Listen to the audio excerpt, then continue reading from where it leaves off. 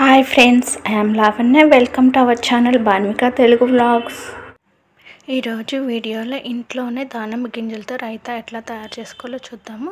దానికోసం ఒక గిన్నె తీసుకున్నాను. ఆ గిన్నెలోకి ఒక కప్పు పెరుగు తీసుకున్నాను. ఇంట్లో తోడుపెట్టిన పెరుగు, మీరు ప్యాకెట్ పెరుగు అయినా తీసుకోవచ్చండి. నేనైతే ఇంట్లో తోడు వేసుకున్నాను. ఆ పెరుగు తీసుకున్నాను. ఒక కప్పు పెరుగు అయితే వేసుకున్నాను. ఇప్పుడు మనం ఇందులో ఇంగ్రీడియంట్స్ యాడ్ చేసుకోవాలన్నమాట. ఈ పెరుగును ఒకసారి ఇట్లా చిలుకుదాము, ఎందుకంటే గడ్డలుగా లేకుండా జారులాగా అయిపోతుంది.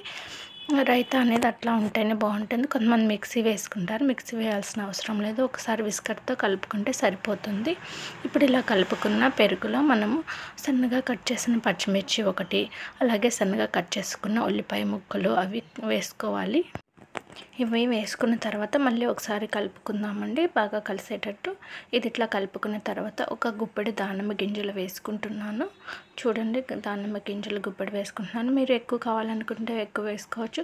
ఈ దానిమ్మ గింజలు ప్లస్లో క్యారెట్ తురుమైనా వేసుకోవచ్చు, అది కూడా బాగుంటుంది.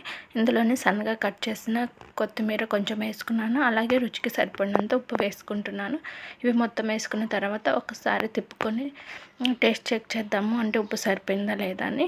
మనం పచ్చిమిర్చి వేసాం కదా, ఆ ఘాట్ అనేది కొంచెం సేపటి దిగుతుంది, వెంటనే మనకు అంత తెలియదు అనమాట. మొత్తం ఒకసారి ఇలా చిలికిన తర్వాత టేస్ట్ చూస్తే సరిపోతుంది అనమాట. చూడండి, ఇదైతే ఇట్లా స్పూన్తో తినేసేయచ్చు. మనము దీన్ని దేంట్లోనే యూజ్ చేసుకోవచ్చు. ఇది బిర్యానీలోకి బాగుంటుంది, ఫ్రైడ్ రైస్లోకి బాగుంటుంది, పులిహోరలో బాగుంటుంది, అలాగే చపాతీలో కూడా బాగుంటుంది. ఎవరైనా చపాతీలో తినకపోతే ఒకసారి తిని ట్రై చేయండి. దీన్ని విడిగా తిన్నా కూడా చాలా టేస్టీగా ఉంటుంది.